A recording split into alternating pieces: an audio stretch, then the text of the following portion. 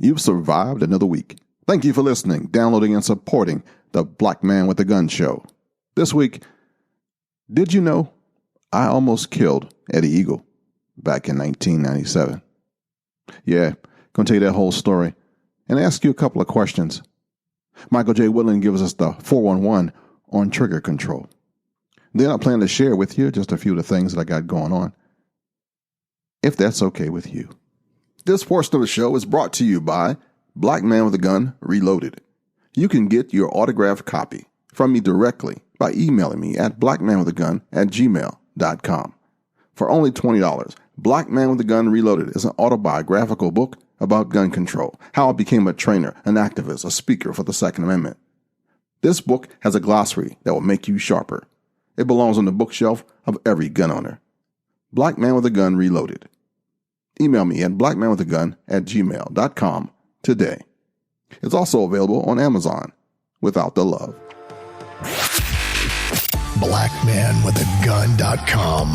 Ken Blanchard's Pro Gun Podcast.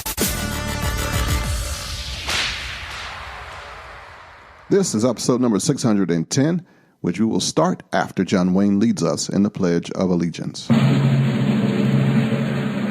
pledge allegiance to the flag of the United States of America and to the republic for which it stands, one nation, under God, indivisible, with liberty and justice for all. The Minister of Defense, the pastor of paladins, patriots, and pistoleros will be right back after these commercials. Hi, I'm Mark Craighead, founder of Crossbreed Holsters. I designed our top-selling holster, the Super Tuck Deluxe, to solve the problems of being poked, pinched, and gouged while carrying concealed. The Super Tuck Deluxe is the most comfortable, most concealable holster on the market today. We offer a 2-week free trial and a lifetime warranty. Visit us at crossbreedholsters.com. Don't forget crossbreedholsters.com. This week I want to go back to 1997. Do you remember 1997? Princess Diana was in vogue back then, and it's also the year that she passed away. Madeleine Albright was the first female Secretary of State. The Lion King musical came out. Microsoft becomes the world's most valuable company back then. Gas was a whopping $1.22 a gallon. And I was in law enforcement. And I was doing the child safety program known as Eddie Eagle. Back then, only law enforcement officers could present this thing. And I took the program to inner city kids in Washington, D.C. Also brought it to a group out in Baltimore. And my biggest accomplishment was I actually got it at a Radio 1 event. Back then, Radio 1, owned by Kathy Hughes, was a major player in urban radio. And in the nation's capital, they had a annual Black Family Reunion event. I'm not sure how many people were there. I think, if I remember right, it might have been close to like 10,000 people were on the National Mall. I got the Eddie Eagle Gun Safe program there. Yeah, it was monumental. It was August. It was hot. I mean, it was extremely hot. It was the day that Eddie Eagle almost passed out. Yeah, it was pretty tough. I'll never forget it. Hundreds and hundreds of kids. We gave up everything that he brought with him, all the pamphlets, all the gun safety materials. He took pictures. He hugged a whole bunch of kids, and he almost died from heat stroke. And I was there to witness it all, helping my community. At the last minute, we ran and got Eddie Eagle into a car with some air conditioning and got him cooled down because it was like that bad. But another thing happened about a few months later. I was actually rewarded an award, a civil rights award, by the National Rifle Association. Got a chance to be on stage with Charlton Heston and the president, Marion P. Hammer. Marion is something else. She was the first female president of the National Rifle Association. The Eddie Eagle program was about almost 10 years old when I grabbed it. She worked with school administrators and curriculum specialists, and they created this thing. which was a success. It had reached more than 31 million children in all 50 states, Canada, and Puerto Rico since this began. In 2015, that program changed a lot. Eddie Eagle got some new friends. They call them the Wing Team, and now has an animated video and a parent-teacher curriculum guide. It's a kid-friendly website, and you can pretty much see it if you go onto eddieeagle.nra.org. His look has changed. His mission is the same. They changed the motto. It used to be stop, don't touch, leave the area, tell an adult. But during the research, they discovered that that was a little bit tough to say. So they changed it to some new kid-friendly words and phrases that like run away and grown up, which I think changed a little bit and helped a few people. I'm often asked, how young should you be before you teach your kids about gun safety and stuff like that? And I say, if you're a parent, every child is different. Only you know what's best. Be a parent. It could be 3. It can be 5. It can be 14. You know the maturity level and attention span of your kid. As soon as they're ready to comprehend the message or has an interest or awareness of firearms, then it's time to start talking about safety. Because see, you can find a firearm from a crime scene. Not you, but your kids might. In a playground, at a park, in the street, outside your house. There's not that many guns floating around, but the possibility of it exists. And you want your kid not to be a statistic. See, let me explain how a kid can get that kind of twisted. Say somebody gets shot in a movie, and then next week they see that same character in another movie or on another television show. You didn't actually die. So because what they see, they don't know it's not fantasy. They think it's real or not real. They think that maybe that firearm that they use or they grab or they pick up that they find unsecured won't actually do the damage that it can do. And then a lot of the video games that we play, you can respawn or reset and nothing ever happens. Make sure you have that conversation that there's a difference between being killed on TV or a video game and the reality of life and death. Make sure they know. If your kid has toys, explain them the difference between that and real firearms. Make sure to tell them to never assume a gun they see or find is a toy, because they need to make them in nice colors now. People paint them different colors now. There's airsoft guns that look more real than the real guns. So make sure your kids get the education from you. In a couple of weeks, the National Rifle Association will be having their annual meeting in Indiana this year, and I will not be able to attend. I know, right? I really wanted to this year. Michael has been talking about it like since last year, and I was pretty sure I was going to be able to make it, and Dave mentioned it, and there's a whole bunch of you guys I wanted to see and press the flesh and pat on the back and hug and high five and fist bump and all that good stuff, but don't have it right now. I do think I can make the Gun Rights Policy Conference, even though that's a whole lot less fanfare. It's in Phoenix, Arizona, I believe, this year. So if you are so inclined to go that direction, you'll see me there. You know, there's been a lot of chatter about the National Rifle Association. Should I join it? Should I stay? Should I stay and fight? Should I listen to this person or that person? What do you say? I want to know. What's your opinion? People who listen to the Black Man with a Gun show, where are you on the fence as far as the National Rifle Association goes?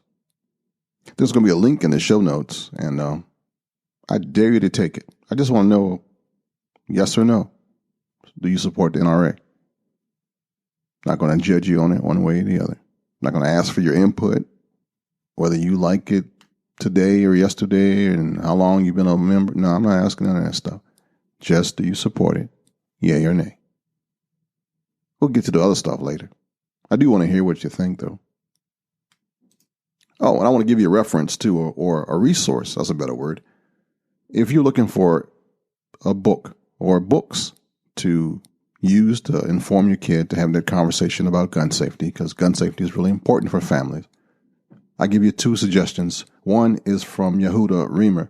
His book came out in 2017. It's called Safety On, Introduction to the World of Firearms for Children, by Yehuda Reimer. That's Remer. And my sister, Toys, Tools, Guns, and Rules, a children's book about gun safety by Julie Golub. Julie G. Wrote this in 2018. Toys, Tools, Guns, and Rules, a children's book about gun safety. And you can get them both on Amazon. Send it right to your house. Ricky Tick. But let's say your children want to learn how to shoot. Your next step should be to find some kind of instruction. Now, you can do your own teaching, or better still, find a club that offers firearms familiarization programs like junior rifle courses, or find an instructor that's willing to make it customized for your kid. And you don't have to purchase that gun immediately. You don't. For non-athletic kids, take your time. The teamwork piece, the excitement of competition can help. Do it in a group. Both Michael and Skip are teaching kids now. So if you're either in South Carolina or Florida, you might want to check them out. But I'm sure there are some local instructors in your area, if not you, that are willing to teach kids. It's an untapped market, actually. It's not all tactical and high speed, but it's really helping the community. It's helping the neighborhood. It's helping our town. It's helping our country. And don't think your kids have to be expert marksmen going to the Olympics for you to gun-proof your house and make them safe too. Make sure they have and become gun-safe people, gun-safe practical people. Make sure they have an honest respect for firearms. Don't scare them with it. Train them with it. And like driver's ed, if you're not a good instructor, you have no patience, you don't have the skill set, don't be afraid to farm that thing out to somebody else with a little bit more patience, a little bit more knowledge that can facilitate a class for you and your whole family, maybe even. Could be a good consideration. When my son was a little guy, I used to take him to all the rallies, all the places where I spoke. I wanted him to see his dad talking about the Second Amendment, the U.S. Constitution, and just to see what I was doing.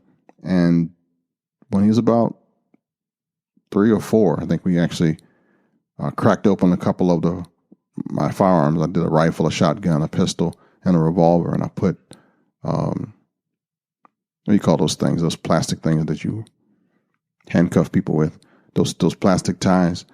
And I put them in all the action so that the bolts and the stuff couldn't fall and slam on his fingers. And I let him touch it. I let him hold it. I let him see how heavy it was. And I demystified the whole thing. And then I stuck them all back in the safe. And when he grabbed it and tried to aim it, it was all cute and stuff. And he put his finger on the trigger. And I gave him all the safety rules right then. I told him at 4 that don't point this at anything you don't want to destroy or kill. This hurts. He goes, is anything in here? And I says, no, but you're supposed to treat it like it always is. And I spoke to him as calm as I'm talking to you right now. And he got a healthy dose of, okay. And he put it down and went back to his action figures. My son didn't really care about firearms until he was about 12. And then we went to the range and he shot the 9mm, the 45, the 40, like the 22, and then didn't worry about it again. He was into martial arts and didn't really care about firearms. And then when he became a man himself, he just recently bought a pistol for the very first time. I guess a couple of his friends at his job had talked about buying firearms and going to the range. And then it all came back to him, and they were talking about how since he didn't have a firearm in Maryland, he had to go to the handgun class and get the little ID card that allows you to purchase a handgun called a handgun qualification license.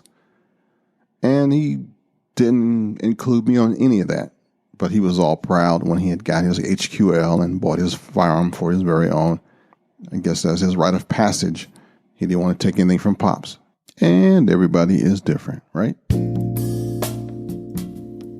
MarylandShallIssue.org. It's an all-volunteer, nonpartisan organization dedicated to the preservation and advancement of gun owners' rights in Maryland.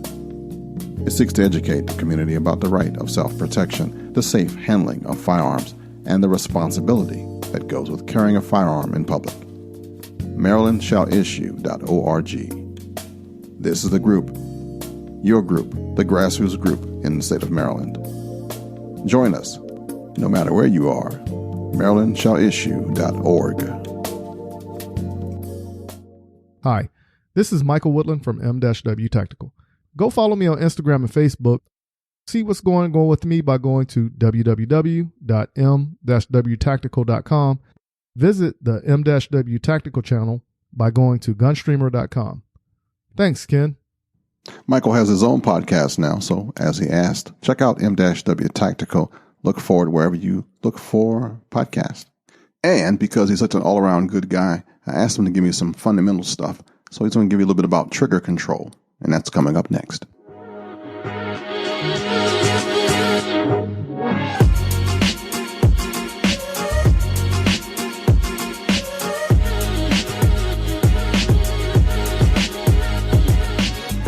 Do you ever associate when you missed the target to how you pulled the trigger? Have you ever seen somebody shoot rapidly at a target with 15 rounds and only hit it maybe 3 times? Majority of the problem is not knowing how to control the trigger. How do we get trigger control? Well, I'm glad you asked. The hardest part when applying trigger control is finding the point on your finger that will allow you to pull the trigger straight back. If you were not aware that too little or too much finger on the trigger can have you either pushing or pulling the firearm to the left or right, consider yourself more knowledgeable. Again, that science point we spoke of, it's mind-blowing. Every person is going to have a different point on their finger that will allow them to pull straight back. The reason being is the size of your hand. Once you find that point, we are golden. The next measure will be to do a slow press of the trigger every time we pull. The key to this is once you commit to pulling, there is no correction. Just go through the pull and realize you made a mistake. Fix yourself so that mistake will not happen again and move on. Once we get a clear understanding of the importance of pulling the trigger slowly with that smooth pull, now we can move on to trigger reset. This is the key to the puzzle to applying less pressure to the trigger depending on the make and model of your firearm. We will keep everything the same as we previously spoke on, but this time, once we pull the trigger all the way to the rear, we're going to hold the trigger in that rearward position, and after the firearm goes bang and you are ready to send another round down range, we are going to slowly release the trigger until we hear and or feel that metallic click. Stop right there. Then pull the trigger to the rear and repeat until you either run out of rounds or you are ready to stop. Another way you can get better with trigger control is to conduct what we spoke on in dry fire practice. Want to make it a bit challenging? Balance an empty casing on the front sight post and pull the trigger without it falling. The goal is to get better, right? Dry fire will be your moneymaker. For those who are looking to contact me, visit blackmanwiththegun.com and under the About tab, click on my name, Michael Woodland, and shoot me an email at info@m-wtactical.com or call me at 803-250-1256. Please, if I do not answer, leave a voicemail or a text message, and I promise I will get back to you. Until next time, keep shooting, keep practicing, and have fun. Thanks, man. And here's my other buddy. Hi, this is Avery, also known as Skip, with Skip's Tactical Solutions. I would love for you to check out my podcast called Skip's Tactical Solutions, and it can be found in all podcast players. You can also find me on Facebook, Instagram, and YouTube at Skip's Tactical Solutions. And while you're at it, feel free to check out my website, that's skipstacticalsolutions.com. All right, Ken, back to you.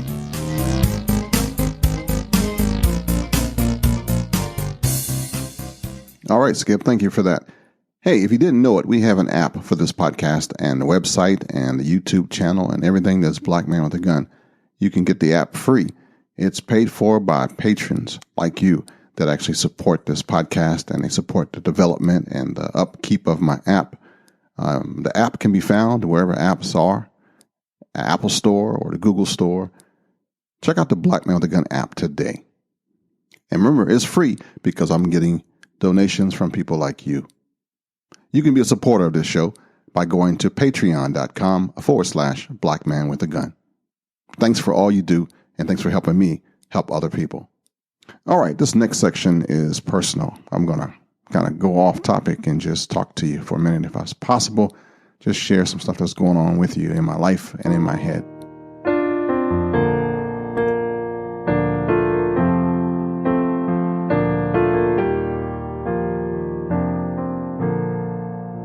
One of the high points in my life right now is a podcast called Speak Life Church. It is fulfilling in a way that I get a chance to reach out and touch people around the country and probably around the world for Christ. If you are searching for a church home, if you're searching for encouragement, if you're searching for something, check out Speak Life Church podcast when you get a chance. Let me know what you think about it.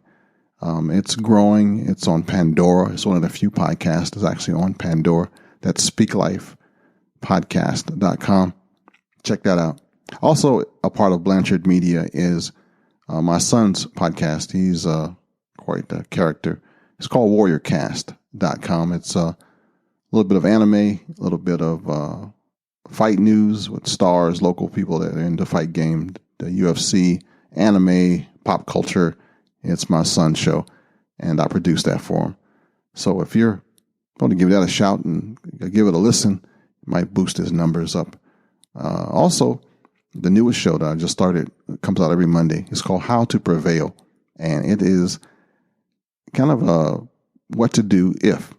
And it's going to be everything from camping to emergency preparedness to what to do in your car stalls. I mean, it's going to make you a winner no matter what the situation. I'm trying to share the knowledge that quite a few folks have, but we don't all have it collectively.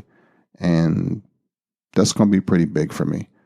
I see it being an addition, a success, as Black Man with a Gun is, because this podcast is off the charts right now. Thank you so much for being there for me. Even though you haven't seen me in a minute, that's really cool. Another new podcast that I'm producing is in Spanish. It's for the Second Amendment. It's for the Latin American community. It's called El Segundo Edicto, and you can check that out at el2e.com. It's a 2A podcast in Spanish. All right, now I got a couple of folks who are thinking of having me produce their podcast for them, but they're a little wacky right now, so I'm letting them settle down and figure out what they want to do. But I really love this stuff. I love producing. I love talking behind the mic. This actually scratches an itch for me, something that I always wanted to do. Now I got to make money for me so that I can quit my day job before my day job quits me. I'm working as a contract security guard right now, and it's going through contract negotiations and pretty much lost the contract that we were on. So somebody needs to make some moves somewhere. So that sometimes influences my decision. I am not independently wealthy like people think. I just real successful with what I have. The Lord blesses me and keeps me. So I try to pass that on. And most of it doesn't require any money. Only time I need money is when I want to eat or travel or buy some new gear or pay a bill for something I shouldn't have bought or, just like regular folks. I love creating stuff. If you go to kenblanchard.com, that's Ken with 2 N's, you will see that I have Second Amendment keychains that I just created to fund my stuff. I have the werewolf stories that I wrote. There's 3 of them now. Solomon Love. Check that out when you get a chance at kenblanchard.com. There is still Black Man with a Gun Reloaded. There is links to all the podcasts that I just mentioned at kenblanchard.com, or just go to blanchard.media. It should take you there as well. A couple of projects I want to do is in How to Prevail. I'd like to actually have maybe a camping outfit where we actually meet up somewhere and have folks teach us about first aid, about cooking, about preparing rolls, and just doing all kind of stuff out in the field, maybe some fishing trips. Did a little outing for that. Also, want to do a baptism a couple of different places. So if you're interested in a Christian baptism, that's a part of Speak Life Church. You can contact me through that website as well, or even here. I got all the emails. They all go into the same place, my little spot, under the washer and the dryer of the Blanchard Estates. I'm really, really appreciative of people like George who have been with me since the beginning. That's like 12 years of podcasting, watching me grow, watching me flub, watching me do some stuff. And thank you guys for your support with the Patreon account, with the GoFundMe, with whatever I'm doing. Thanks for being here for me. Links to everything that I mentioned will be in the show notes. Don't forget that survey about the NRA, yes or no. And you can check out all the stuff that I have offered on kenblanchard.com. And I got a quote for you for this week. Try to listen before you speak. Don't talk, just act. Don't say, just prove. Don't promise, just show. I appreciate you more than you realize. Start where you are, use what you have, and do what you can. Just in case nobody has told you this today, I love you, and there's not a damn thing you can do about it. Until next week, shalom, baby. Until next time, friends. To keep in touch with Ken and his cause, head over to blackmanwithagun.com.